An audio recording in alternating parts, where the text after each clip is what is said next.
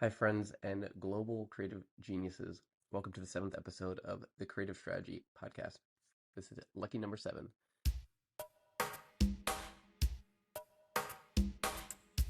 And this episode changed my entire life as well as the trajectory of the podcast itself. Usually, this is the podcast where we dissect creative processes, idea generation techniques, and secret stories of the world's most talented creative strategists in the e-commerce performance marketing space. But our guest today is bigger than performance marketing. She's worked with the biggest brands in the world. But first, hi, I'm your host, Brett Friedman. Smiley guy who lives and breathes creativity, once called a man who will be rich and famous someday. Anyway, let's talk about Baiba Madison. If you've seen a viral post on the strategy half of Creative Strategy, you've likely seen Baiba's posts. Baiba spent the past decade plus collecting and curating strategy frameworks, books, briefs, and resources to provide them all absolutely for free. Go check out her LinkedIn. She's interviewed dozens of strategy professionals from all around the world and refined her strategy skills in multiple countries herself. As a result, she has incredibly rare, deep, universal insights about consumers, a recommended one theory to rule them all, and stories that will affect you emotionally as much as professionally. Listen in to hear why, going forward, this podcast will attempt to feature at least one creative strategist from every single country on the planet. It's a good one. Hi, Baiba. Welcome to the podcast. Thank you for coming on. I'm really excited to have you. You are my first international interviewee. So would you please start off by telling us a little bit about yourself and your journey? Thank you very much, first of all, for the invitation to be on your podcast. I think how we met was also a very interesting coincidence, I would say, because you just dropped me a message on LinkedIn about something else. We had a conversation about strategy in general, and then you said, like, oh, you would be like a good fit for my podcast. And I was like, yeah, sure, let's have a conversation. So yeah, once again, thank you very much for the invitation. I have a bachelor's in my arts, in arts. And when I was like 18 or 19 years old, I thought that I will be an artist. I will be an artist in my life. So I was like, very focusing, especially on digital arts. And then somehow the education system, educational system, it kind of crushed my spirit, or crushed my kind of this desire, or this kind of, dream that I could be possibly a good artist, and I kind of closed the doors to creativity at all. And I thought for a very long time that I'm not a creative person at all. But I knew that I can be a good kind of like a match to collaborate with creative people. I loved this kind of creative environment. So I immediately understood after my studies that the industry where I want to work is advertising. So I started as account manager.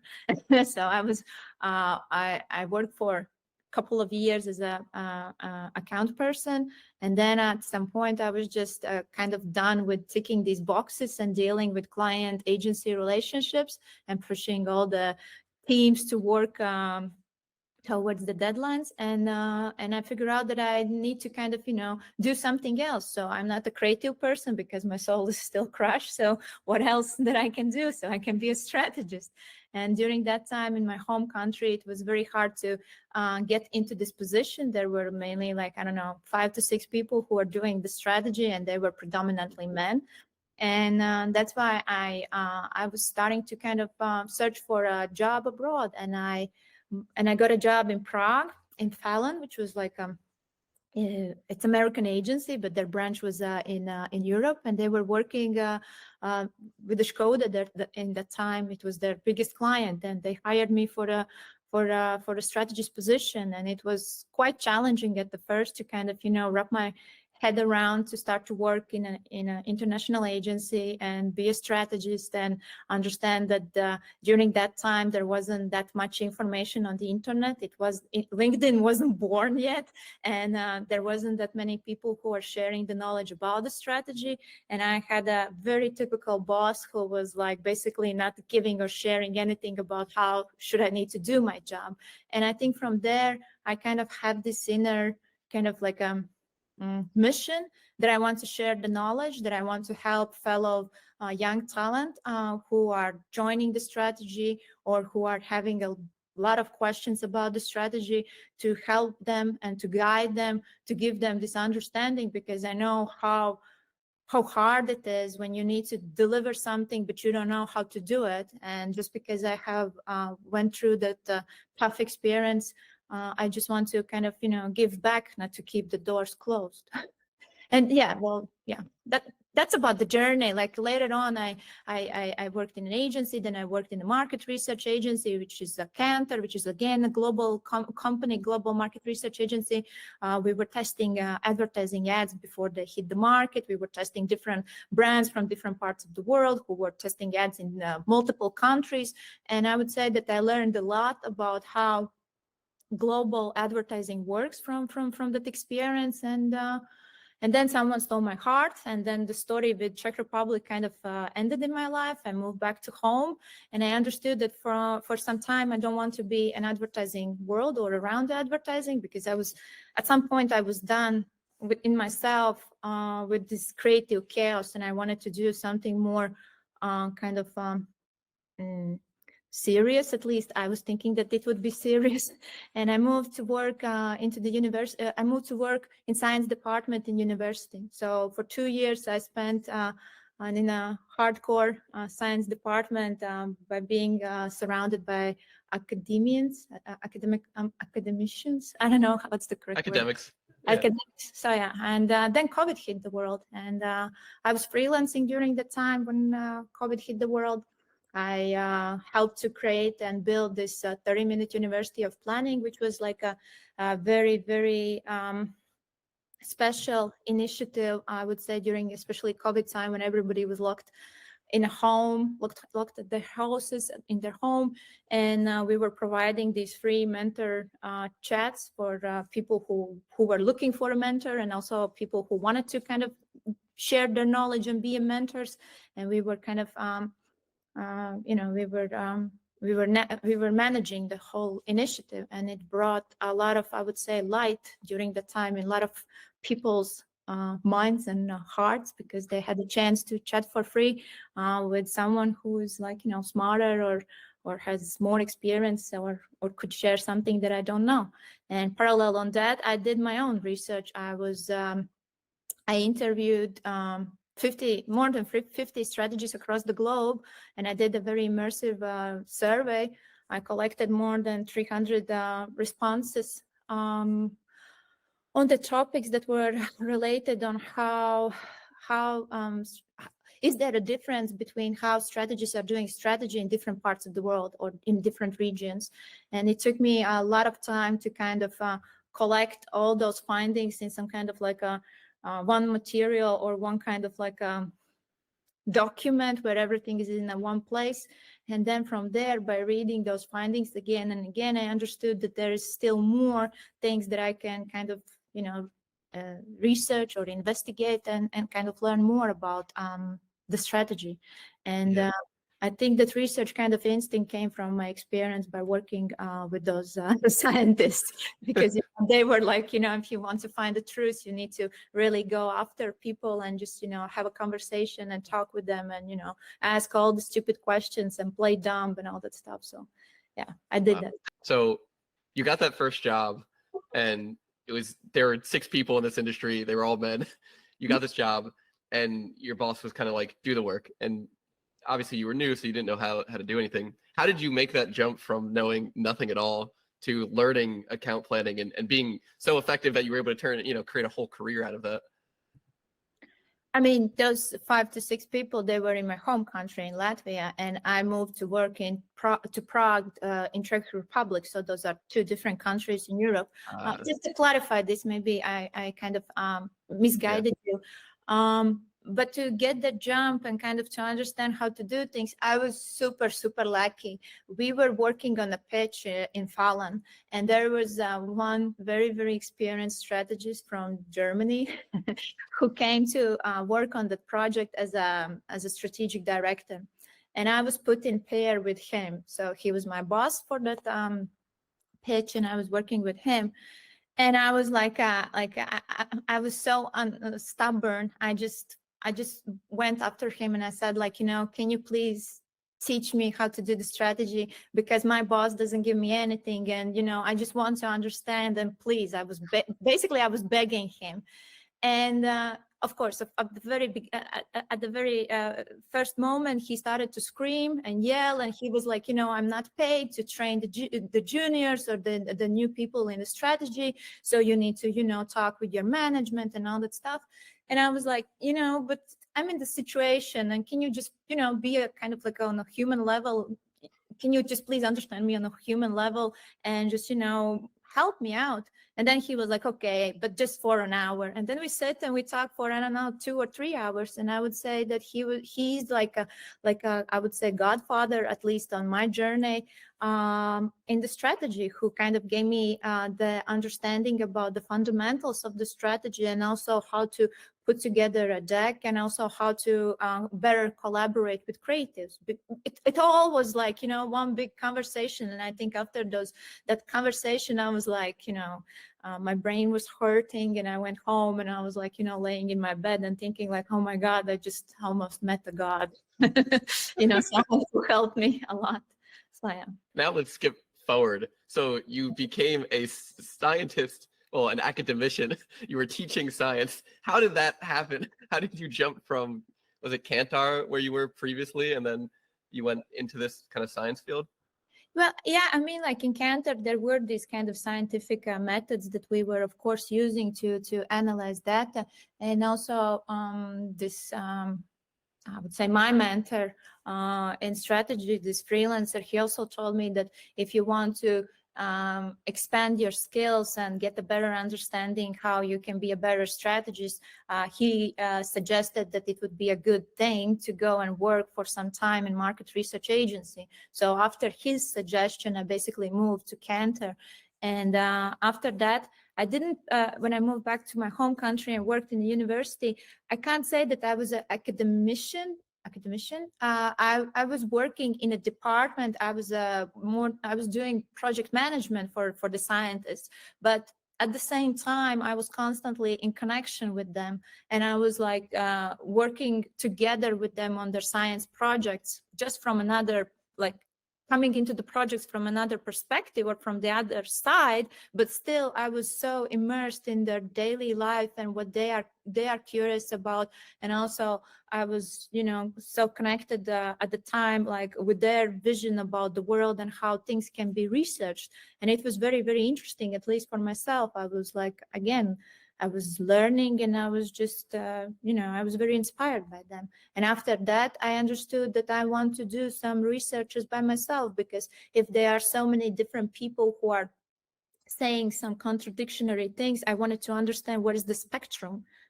So that was, again, something like if there's like a one way how people are doing strategy in UK or in London, so there's another way how people are doing strategy in, for example, in Singapore. So what is that difference? And, how these two kind of, areas differ between each other. So that was my core goal when I did my own research.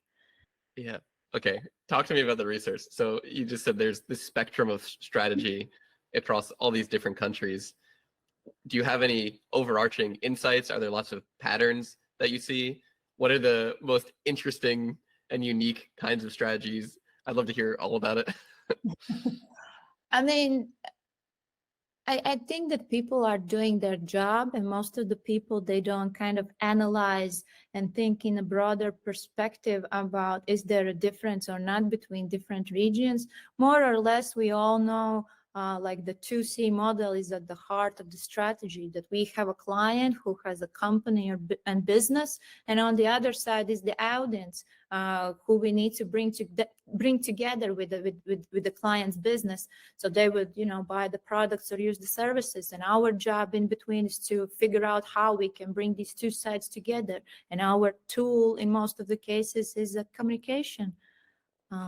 So, I mean, that part is still relevant across the globe. But then, of course, comes a different kind of angles, how people, how people work or how people perceive the strategy or where they are putting their focus. There are a huge amount of strategists who are focusing on their on this strategical part of the job, and then there's also a huge amount of people, strategists who are focusing also on this executional part of the job, where they are like, working together with creatives and being almost as creatives. For me, always it has been like, hey, I want to be at my job to do properly my thing, and then creatives come in and they are doing their stuff. It doesn't mean that we can't have a dialogue between, and I love to work with creatives and to have this dialogue, but I mean, like, I want to properly do my job and just help them to do their job the best. So Yeah. What does an ideal strategy process look like for you?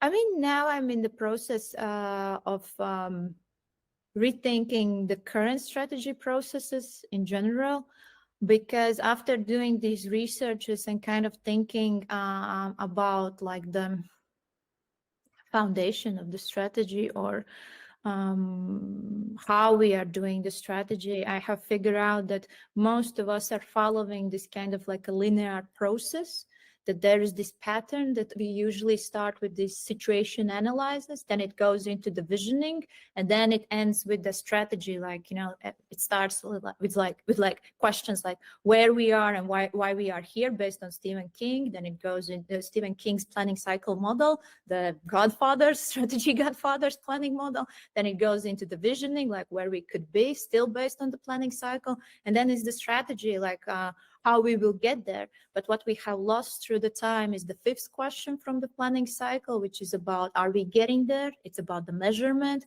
And now this kind of like a topic about the effectiveness in advertising is starting to become very important and very, very a lot of people are talking about it, but when I'm doing the classes for Miami Ad School, I'm still calling my presentation chaos in advertising effectiveness, because there isn't kind of like a clear answer how we should need to do these things.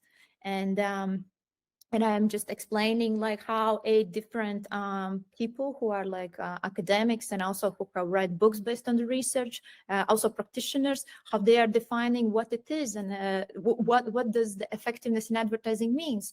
But going back to the point about the model, I'm questioning this linear approach, because this last weekend I was just thinking about, like, when I started my research, like when I started to interview all these people across the globe, I believed in evidence-based strategy. That was something that I thought that's like, the thing that everybody should need to do, to have some kind of evidence.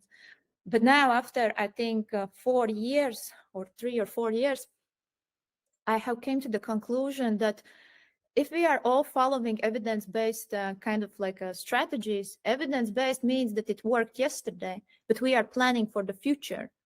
So we need to keep in mind, or we need to focus on what kind of future do we want to build.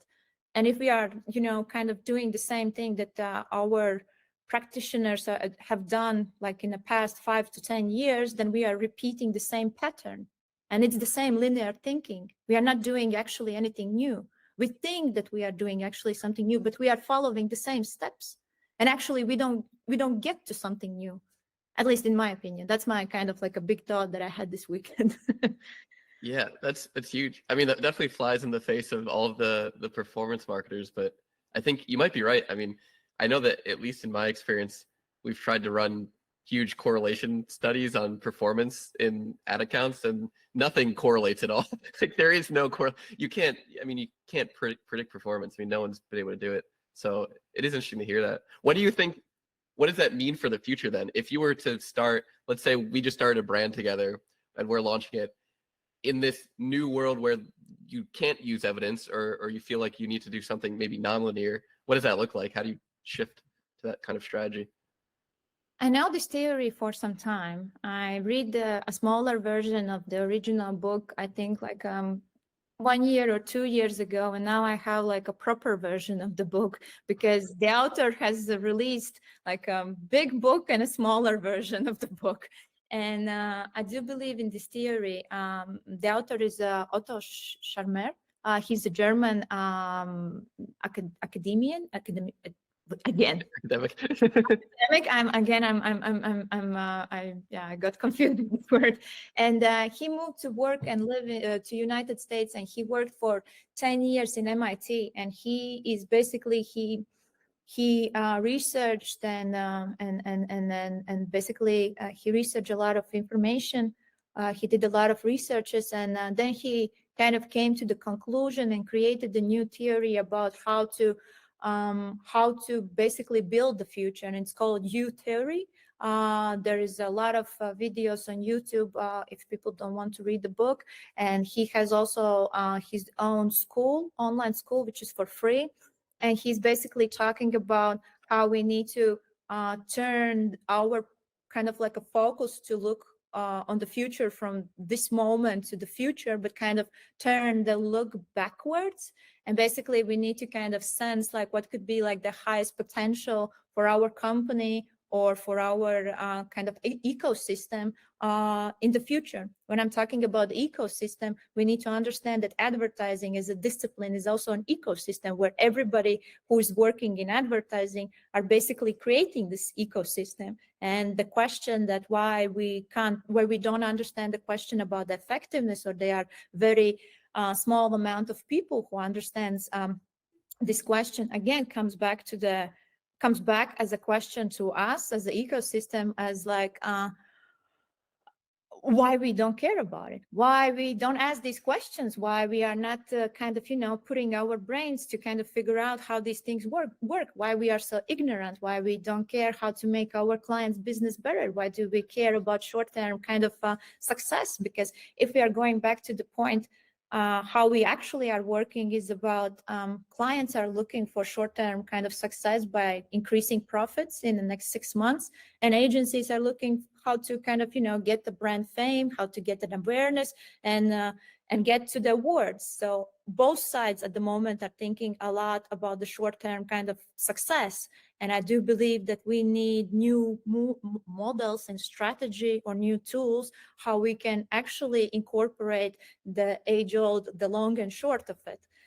How to think in the long term and also in the short term about our campaigns and also about our communication. But going back about the U theory is that what Otto Scharmers is basically telling in his book is that we need to figure out like what could be the highest potential for our company, and then plan backwards. And then that kind of planning backwards kind of incorporates these short activities and also our current long-term goal, which can change according to context, because sometimes the context, how political situation can change, how some financial situation can change, that can impact our way, our moving or our getting closer to this higher potential. But at least that higher potential is almost like a northern star for us, where we can see like, okay, we are building tomorrow, we are visioning something completely new, and we are then looking backwards to us as a company. As you ask, like if I would build a brand, then I would probably think about, okay, like what is the future that I want to build for some particular category, and then based on my vision, I would plan backwards my activities and my brand and my company. Wow, it's brilliant. Yeah, well, I mean, I'm still trying to understand Otto Scharmer's core ideas, because I'm in the middle of the book, but the core idea is about completely changing the focus point, how we are looking at the things, not just linear, not just in a linear way, that we are like using the same steps. And he's even describing these steps that they are coming from our educational system, that we are used to kind of read a lot of information and then write some kind of like one page essays about the stuff that we have researched, and it's kind of like we are distilling something that it's already existing, but we are not creating something new. And I think that's the same thing that we are kind of repeating in our industry. I'm not saying that I have kind of figured out something completely new or unique, but it's just how far I am at the moment with thinking about the strategy and what's like what is wrong or how the things could be different. Yeah. Wow. So all the people that you interviewed in those interviews, most of them, I'm guessing you were hearing about what their strategies were. So is all of that kind of information past focused? And then if you're going to take that and try and project it out into the future, is there anything you see changing significantly? Like the way that strategy is done in all of these different countries, if they were to all shift to this U theory and focus more on the future looking back, how do you think that would change the industry as a whole? I mean, like when we are thinking about the U theory, we need to think more about that there are two sides of the coin. On one side is the client, and the other side is agency, or I don't know, creative shop or freelancer, or whoever is working with that company. And then it's not that much about one side or the other side, or one strategy department or creative department. It's more about like how we together can, you know, see the same kind of like a vision for our, you know, common kind of like a goal that we need to achieve in the future. And then comes the question about the alignment, because that's one of the biggest issue, as far as I have read all these kind of books and theories about what is the biggest problems around effectiveness in advertising, is that there's no this alignment between the client team and the agency team. Well, not the teams, but maybe agency side and client side. And if we would be working more closely together and understanding probably our clients better, then probably it would be just easier for us to our vision and help our clients to vision potentially the, I don't know, highest, I don't know, brighter future for their category in general. Yeah. But I mean, like I like you asked the question, like by going back to my research, like how all these theories combined together could, not the theories, but all these approaches to strategy combined together could work towards this kind of best potential for strategy as a discipline. I think that there needs to be some new way how we can think about the strategy, because if we are repeating again and again this linear thinking about the strategy, I think that's the problem. At some point it can start to be a problem. And that's why I love this book about the U theory, because Otto Scharmer is kind of challenging the science in general, the science approach or science methods, how researchers or scientists are trying to get closer to objectivity. And he talks more about that. Again, it's about looking outwards. It's about scanning and analyzing the outside world. But we as human beings, we create that world, and that we need to kind of look backwards at ourselves, like from where comes this kind of like, you know, this behavior, who is the source, who creates this world. And that kind of shifts this focus point.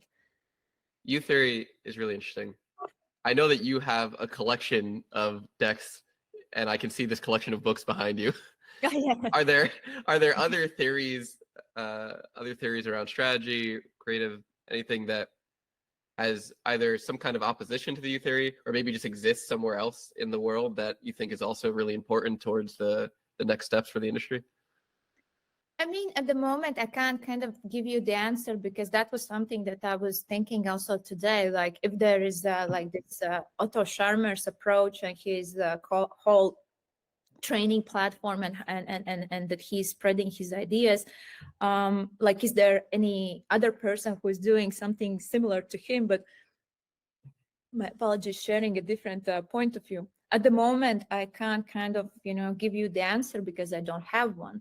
But I mean, like when I draw my own kind of like drawings in my notebook and thinking about how, based on the research, also based on my own experience, based on what I have read in the books, like how we are thinking when we are thinking about the strategy, that there are like this linear thinking. Then there, of course, are trend forecasters, or people who are like, you know, who are predicting the future. But again, they are trying to scan the signals what are already existing, and then based on those signals they're trying to figure out like which are the strongest ones, and based on them they are, again, from this moment they are predicting the future. In U theory, it's more about like, you know, setting kind of like sensing, because he's talking a lot about sensing, not that much about like rational thinking, but more like sensing by knowing like where we are now and what that kind of like, I don't know, transformative, better future could look like, and how we then planning backwards could kind of bring people closer to that better future. If you were to actionize this idea of sensing the world, how would you go about doing that? Is it a simple, like, I'm going to walk around the city and just think about what I think, things will look like in 5 years? Is it, talking to people that are on the cutting edge of the industry that you're in? What does it look like to actually apply this? I mean, you need to be into the information field. Like you need to know some stuff, or you need to kind of observe some stuff, and then based on those signals that you have observed, I mean, you can plan that better future. Or you can I mean, like in his book, Otto Scharmer also explains how he transformed the healthcare system here in Germany by inviting doctors and also patients in the room. First of all, they did research interviews with the patients. What are some kind of problems? What is their experience with the healthcare system in Germany?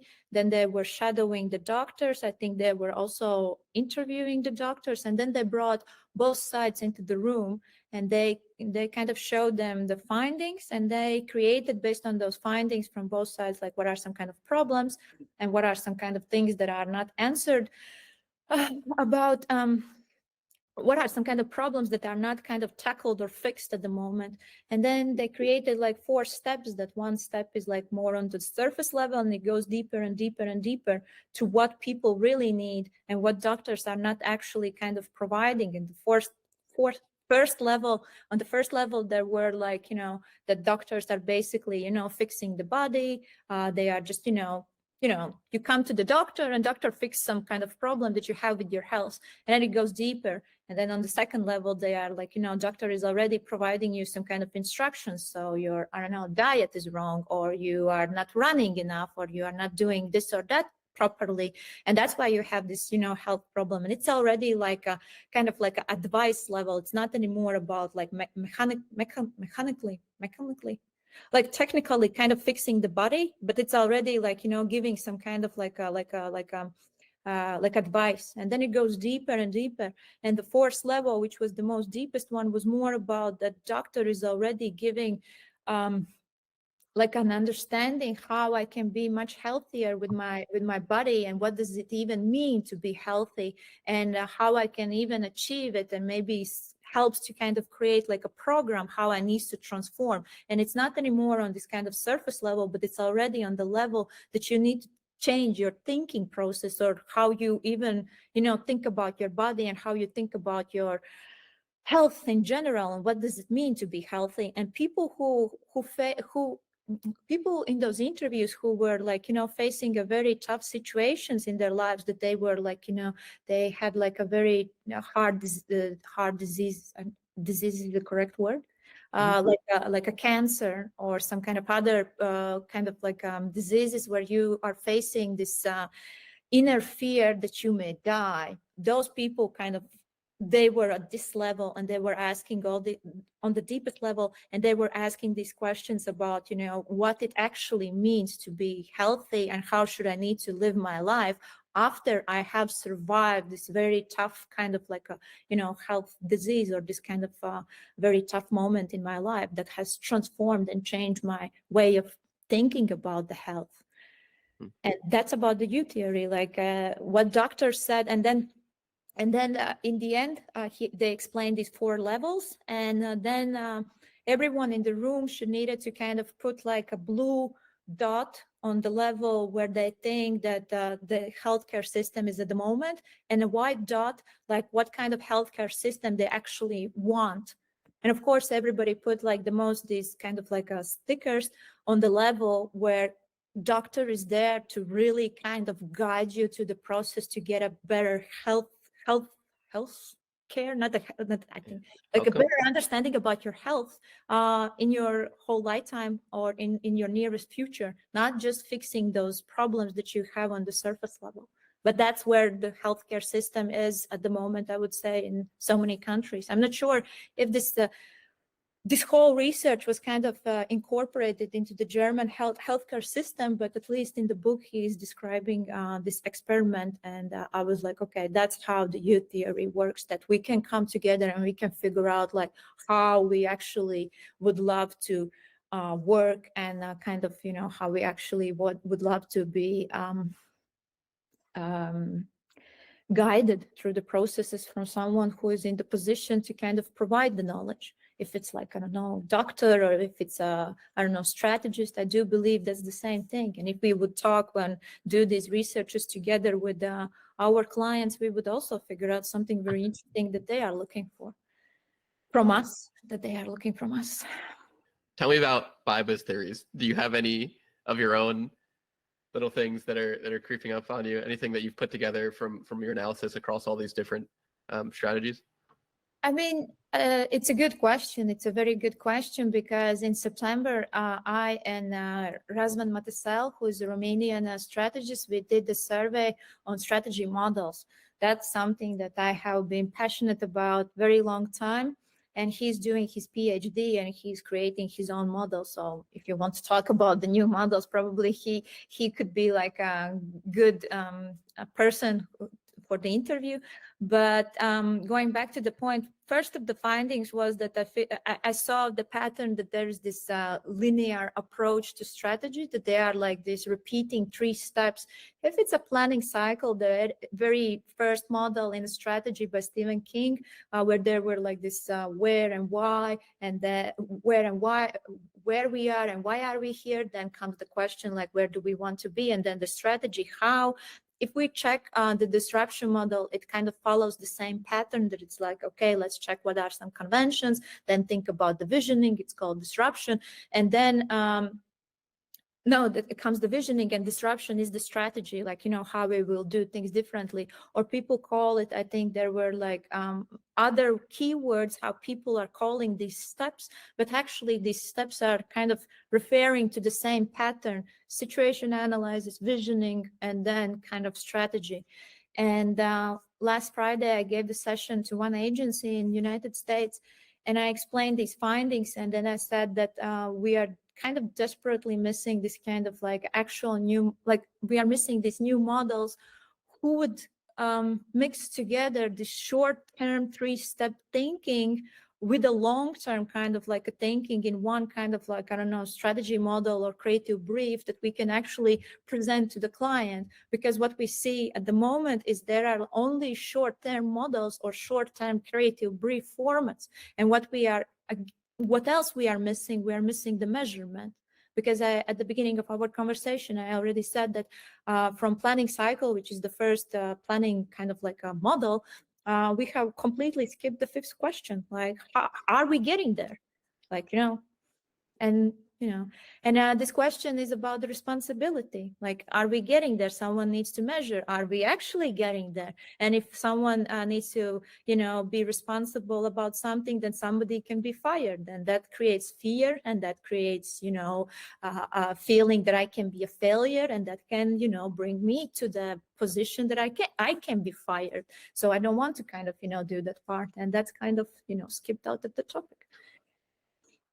So you're saying that the measurement piece, where you actually determine whether or not the advertising worked, is cut out oftentimes because people are afraid to lose their jobs.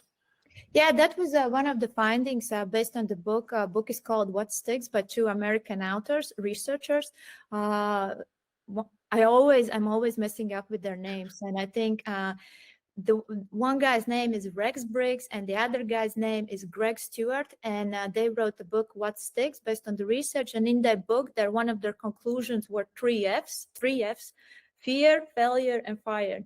And that's why people don't want to measure if advertising works or if it doesn't work. And they were doing the research from clients' point of view. Like, they were working they received some internal documents from the client side, and then they analyze like why does the advertising doesn't work and how to kind of optimize the process. And one of the findings why it doesn't work was that nobody wants to take responsibility, not the marketing department, at least based on the research, and also not the creative or media agency. So that's why this kind of topic is skipped. But I mean, they did the research in 2006 and 2007, something around that time. In United States, I can't say that it's applicable to all companies and all creative agencies across the globe. But I mean, their kind of finding was I would say at the moment when I read the book, I was like, yeah, that rings a bell. If I'm listening even this year's on strategy podcast episodes where people are talking about the effectiveness, they are still talking about that there isn't this alignment between the creative agency, media agency, and the client. And between this alignment, I think there's also this kind of fear. If you want to be effective, you need to also risk, and clients are risk averse, and it all again goes together hand in hand, that nobody wants to take responsibility. And that brings back us to the question that when people are writing in books, strategy books, like how to measure effectiveness, that clients want to understand that if they invest 1 million in the campaign, they want to receive in return on the investment at least, for example, 10%. But if we don't have a measurement tools, and how we can prove that the campaign was successful based on what? I noticed you have a book back there that says Advertising Works. Can you tell me a little bit about that little series there? Advertising Works is a yearbook by IP Effectiveness Awards. So all the case studies, at least in this case from 2012, the best or awarded ones are described in this book. All these case studies are just publicly are published in this book. And because I love to read effectiveness case studies just to better understand the topic, I have bought a couple of them. I still have somewhere, I think 3 or 4 of them. It's very hard to kind of move around, like because they're very heavy. Like if you need to move to another apartment, then like you just did. That's yeah. funny. You want to drop them out of the window, take them down by the staircase. In your opinion, what makes something effective? As I said, like I have tried to narrow these things down, and I have a whole session in Miami Ad School, and thanks to Christopher Owens, who invited me to do these sessions, sessions on effectiveness in advertising. I mean, when he invited me, I was like, do you know that that's the hardest topic in advertising at the moment? And you are kind of, challenging me to kind of train about other people and kind of give them understanding about the stuff that, there's no clear answer about it. And of course, he encouraged me that it will be fun, and, you just need to do your homework, and, everything will be fine. So as a good person who is still keeping in mind research methods, I'm just giving a perspective from 8 different theories. And then it's just then it's up to the student to figure out, like, what is their understanding about this topic. I'm saying, like, these are 8 commonly talked about or commonly most often mentioned theories on LinkedIn, or at least what professionals are mentioning when they are talking about the effectiveness. And I'm explaining these things to you, and you can then figure out like what methods or what ways you want to use in your work, because there's no one clear answer. My former colleague, she did a master thesis on econometrical modeling, and that's a kind of like a one way how to measure effectiveness for advertising. And when she graduated her university, I asked her a question, like, is there one way how to measure effectiveness? And she was like, no, there isn't, because there are so many kind of things that you can't predict, and also so many things that can impact the effectiveness of the campaign or the failure of the campaign. And then the example I think that everybody in advertising knows is that you can have an effective campaign for an ice cream, during the summer because everybody was buying the ice cream, and that's why the campaign was effective. But you can have a campaign for ice cream during the winter time, and it will be just harder to sell the ice cream and prove that your campaign was effective. The correlation, because when we are correlating the data, we will check the sales and profits against the ad spend. So when you can see that the company spent like, I don't know, $1 million to the campaign, and then they received back like, I don't know, 2 million, you can correlate, oh, our campaign was effective, but our campaign was maybe during the summer and we were selling the ice cream. And then how objective is our findings? Yeah, it's a really good point, because I see all the time people posting like, hey, here's this ad that made millions of dollars. It's the best thing. Copy this thing. But there's really all these other reasons why that ad succeeded. It's not just it looks pretty and so it made more money than usual. I think the ice cream is a really good example. Are there other major factors in the context of an ad that you think affects the performance a lot? So you mentioned like seasonality makes a lot of sense for ice cream. Are there other factors that are common that you see causing those kinds of misconceptions?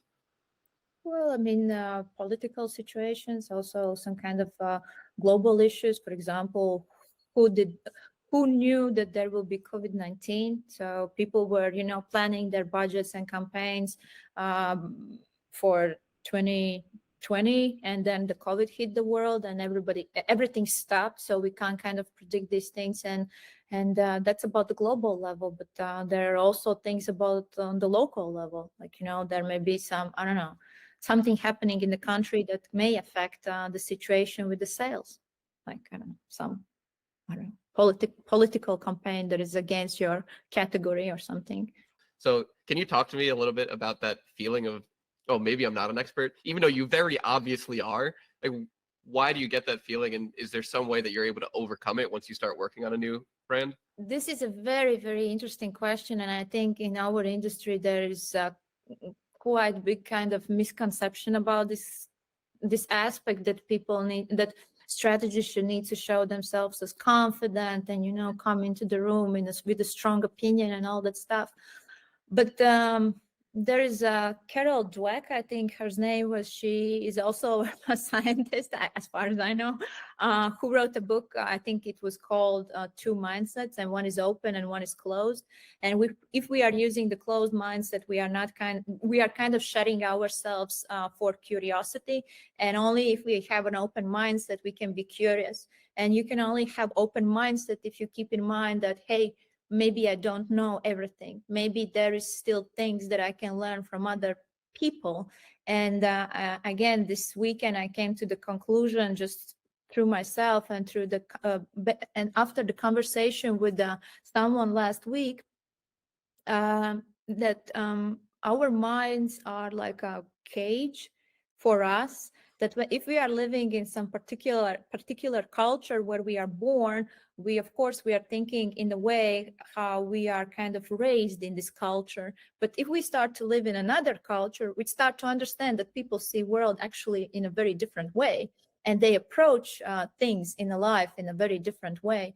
And just by going back in my own kind of like a past couple of years, when I moved to Germany, and I'm still kind of from time to time experiencing the culture shock, how Germans are doing the things and how these things are different. And I try to not judge, not them, not my home country or my original nationality, just because, we in my nationality, we are thinking in this way and Germans are thinking in another way. But only in those situations I can understand how limiting is my mind. And if I can see that there are more and more different ways how we can do things, I can only kind of open or broaden my perspective. And if I would come to Germany and say, like, this is the only way how we need to do things, and everybody in the room are stupid, then I would probably they would buy me a ticket, go home, because world is it's much bigger place than your mind is.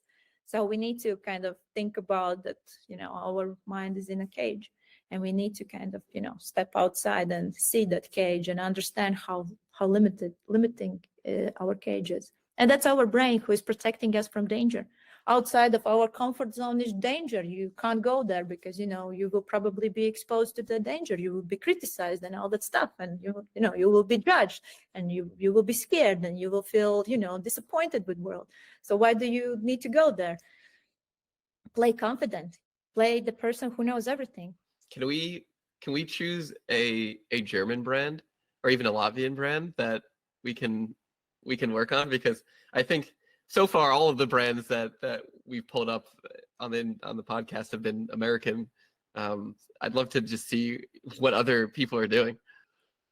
But do you think that we can come up with a strategy on the podcast episode just by, I'm telling you like, okay, there's a brand X, it's working in a category Y, and then we are like, without understanding the audience needs and motivations, and without really talking with people, really come up with a strategy. At least you ask the questions. I think you asked the question about my strategy approach or my strategy model. And I strongly believe that we can't come up with a strategy without talking with the real people. That's the core. I already said at one point in our conversation that at the core of strategy, it's a 2C model. On one side is a company, on the other side is a consumer or the audience. And our job is to bring them together. But if I don't have on the hand some, information about this audience, I don't know how they see this brand or category from that particular country, from the point of view of from that culture, then how can I kind of come up with a strategy? It would just be like, we are talking some, jokes and nonsense, and that could just be like, creative task, but it wouldn't be like a tangible one. Like, you can cut this out. I can like do this. No. Actually, I was just thinking of this is like the hook for the episode. Why Baiba wouldn't do the idea generation segment.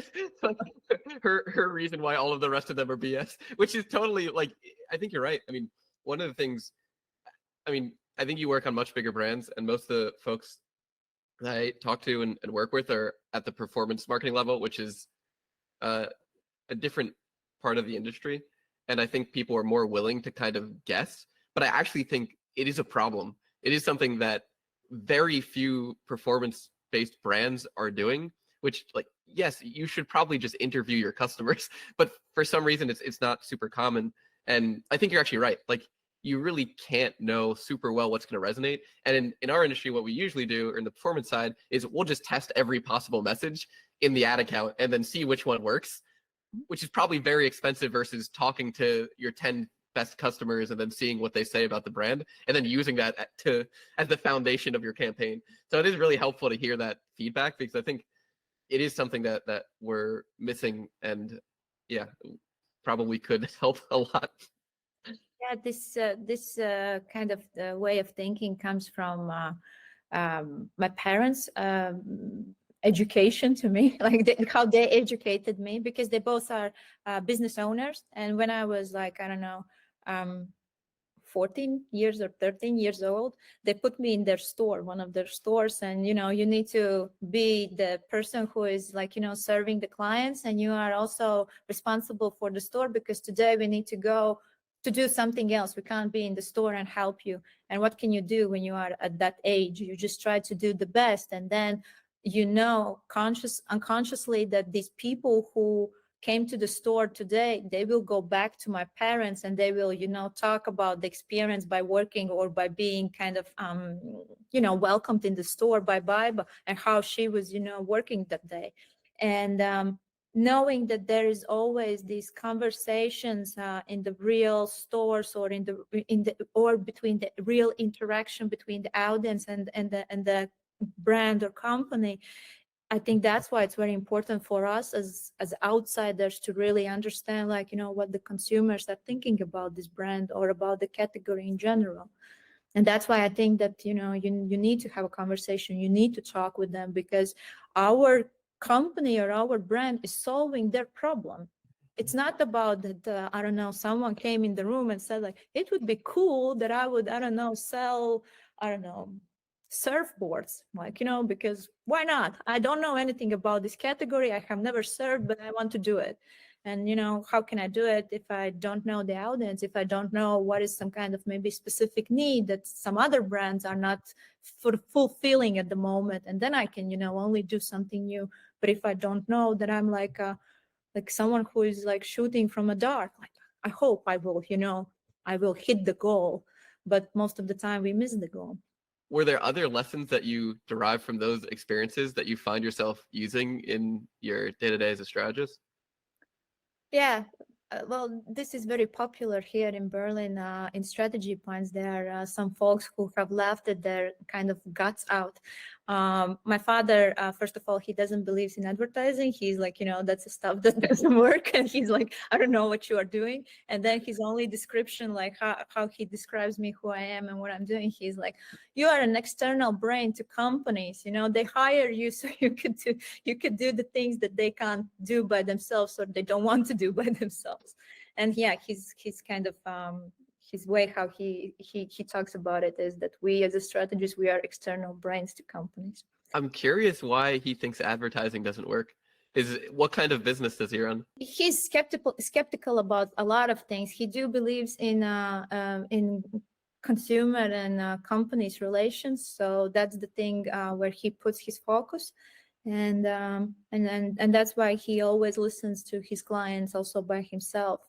Or he's always telling to his people who are working with the clients that, you need to listen to our consumers, and based on that feedback, we need to figure out, like, do we need to act, or it's just like, someone who had a bad day and they are releasing stress by, interacting with us. Okay. This is an important question. So back into it. What or who do you love to an unreasonable degree, especially as an inspiration in your life? I just watched this weekend a TikTok, and there was this mix of the same question from two people. One was Selena Gomez, and when someone asked her this question, she was family.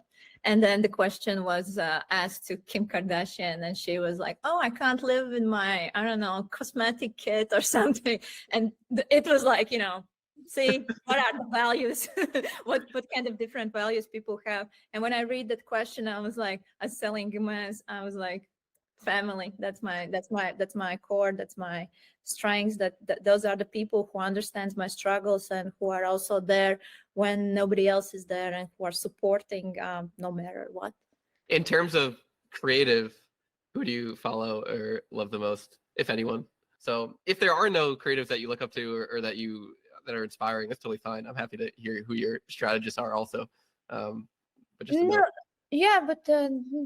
I haven't thought about that topic. There are people like when I work with people, it doesn't matter if they are strategists, if they are account managers, if they are creatives. It's about the level of who you are as a human being. Like, do you have an open ears? Do you listen to other people? Do you have are you keeping like open space for others to come in and kind of share their ideas and their perspectives?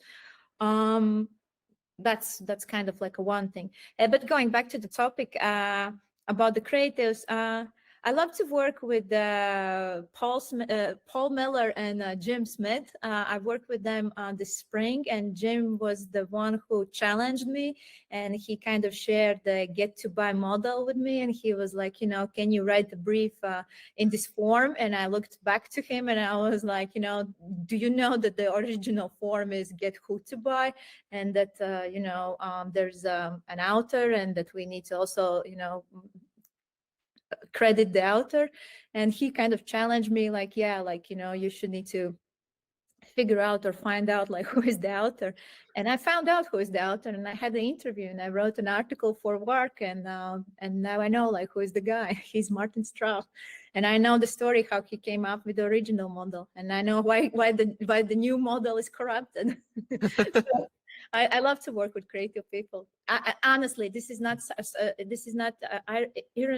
irony. This is not sarcasm. It's like actual thing, because I felt that Jim was challenging me in a very good way. That he was like, if you really want to know, like, go and figure out, like, go and find that person. And I was like, I will. Are you ready for a speed round? The first question is, what question do you have for all the future guests on this podcast? What do you want to know? I mean, like what are their values in their work? Like, what are there some kind of ethics in their work? Like, from where they are, like, coming into the room, from what is their foundation? Like, what is their values? What are some values? Maybe what they want to bring even into the strategy or strategy department or in the work. Yeah, That great can be. question. What are your values in your work? I think the first thing is collaboration, and it doesn't mean like collaboration in, as I said, like agency teams or with the client teams. It's always just about collaboration, just to be polite, kind of navigate through very stressful situations, figure out how to accept harsh feedback also that you feel that it's very hard to accept or very hard to kind of swallow it, or figure out how to politely push back, and how to advocate your own opinion or advocate your own standpoint. I think those are the hardest things. Negotiation, I think, at the core is the word, and also collaboration and negotiation. Yeah. What are the income ranges for a strategist? And this is really interesting because you're not in the US. So what kind of income range do you see, if you're working for an agency, a brand, or even if you're doing freelance or have your own agency? What's common? I mean, this is a broad question. I think you should need to create a whole podcast episode about this, because I have created this Notion link. It's called Strategy Link Bank, and there's a whole section about salaries.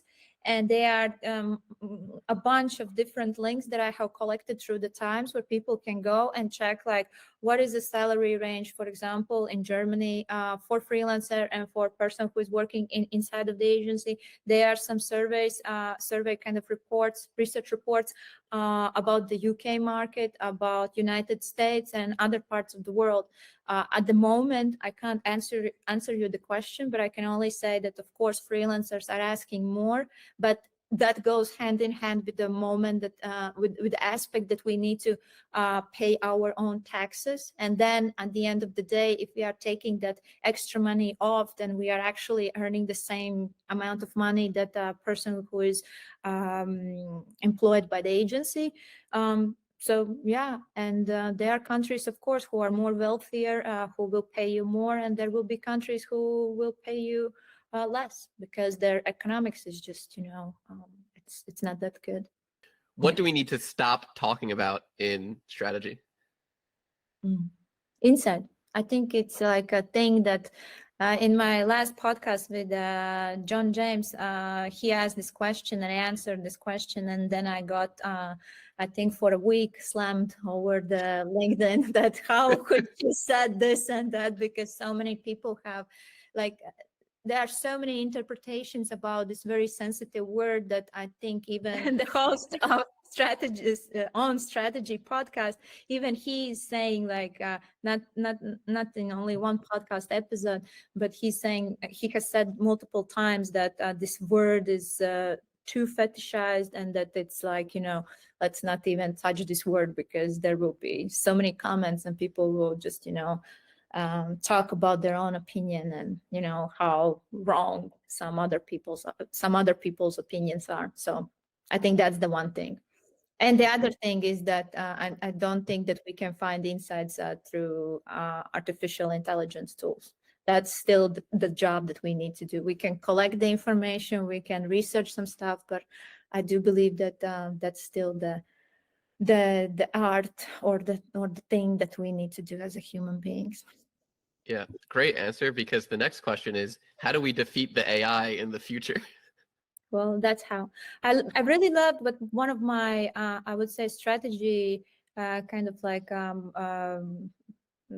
person who I really admire as a thinker, as a mind in strategy. He told me that the AI tools will be something similar to Photoshop and Illustrator and all the Adobe tools that came out, I don't know, 15 years ago, that it was also like, oh my God, like, how we will work and how we will live life. Now we have all these digital tools. And then we just accept it and we figure out how to use them properly and what is their kind of, what are some best ways how to use them. And then it just became like a average thing that we are, using on a daily basis. And when when someone explains this whole kind of anxiety around IE tools in this way, I feel more calmer, because otherwise it feels like, oh my God, I will be replaced by artificial intelligence in the next 5 years. Are there any good editing tools out there that you really like, if you do any kind of editing? I mean, what kind of editing you mean?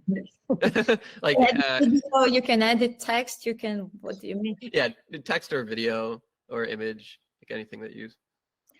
I mean, as a person who is not a native speaker in English, I tend to double check my sentence structures before I send my emails to someone important. But that's it. That's how far I'm using these tools. But that's it. And sometimes I'm looking for synonyms on ChatGPT. But that's it. Do you think we will achieve immortality as humans?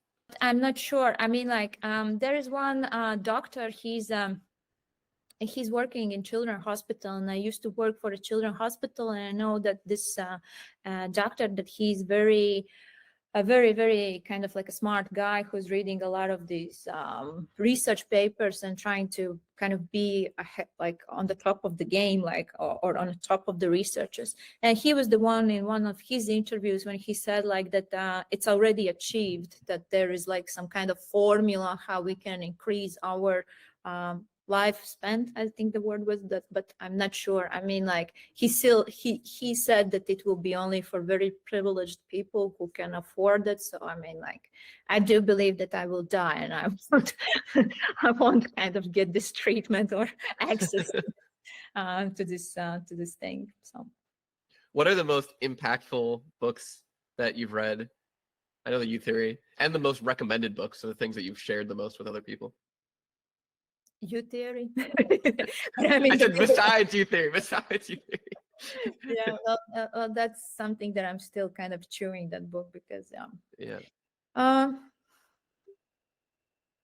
what's my problem is, the more you read and the more you are not reading on this fast speed, but you are reading on a slow speed, you start to disagree with the author.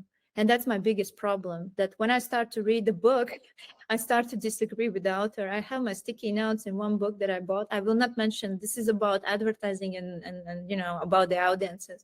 And they are not only like technical kind of, I don't know if it's like a technical kind of mistakes, but there are some mistakes in facts. That's the one thing that I was like pissed off, like, hey, I know for a fact that it happened in that year and not this year, not the year that you guys are mentioning in the book. And then there are also things that I feel that sometimes authors haven't thought about on a deep level, that they have collected some information, they quickly needed to write the book, and they did, and they got a lot of fame. But when you start to read and you start to think about the idea, what they are, talking about, it's more like, I don't think that it works like that. And it's like, I start to disagree, and then I start to find other authors with whom I agree and who said something, opposite, and then it starts to get very messy. So that's my problem with the books in general. But the book that I could suggest to read for everyone, I don't know. Some classics, I would say. If it goes hand in hand with the topic about the strategy, then I would say to read some classics, like, I don't know, read Paul Feldwick, read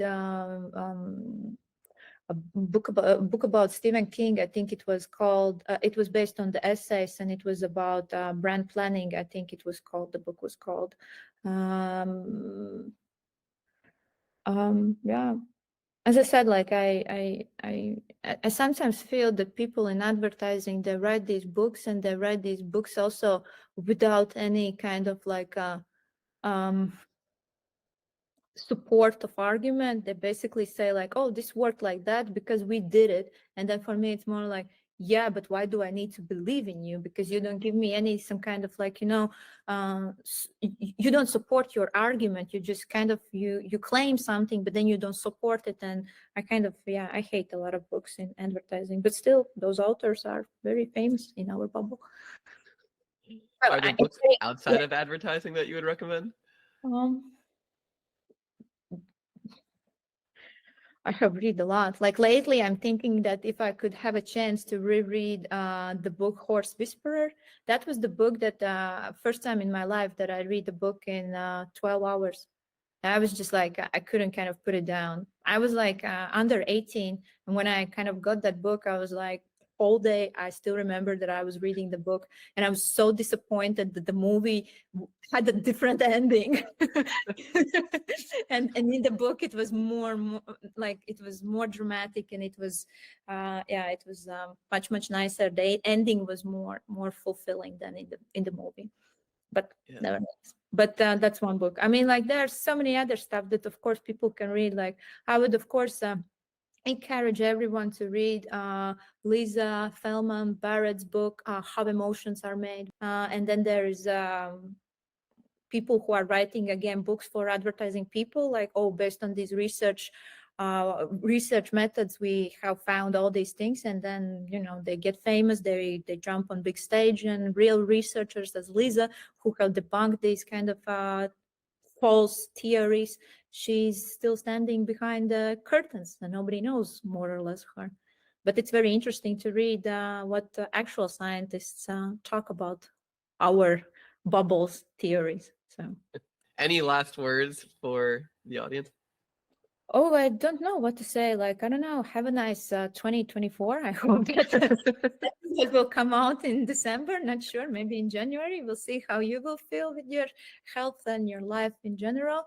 But yeah, I mean, I would just advise people to kind of challenge the ways and methods and things how we are working, and just trying to think about like how we could do things maybe differently. I had a very interesting student. His name was Dominic, and he was the one who came to every session, and he was like, hey, I thought about this and I want to challenge this, because there needs to be some new way how we can do things. And he said, like, everybody's following design thinking, kind of this model, but there needs to be other ways how we can do things. It can't be true that, there's this model to think about design. And I was very inspired by his kind of way of thinking, because I was like, there's not that many people who are like constantly thinking about things like, there needs to be a new way. I can come up with a new way. And that was very inspiring. Wow. So that's my advice to listeners, that you can always challenge, and you can always, sit and think about how we could do things maybe actually differently. I just follow the linear way of thinking, which is kind of downloaded in our thinking system from our educational experience in schools. Well, thank you. This has been enlightening for me. You've definitely broken some of my frames that were inculcated. So thank you for coming on the show and for spending the time talking about your experience.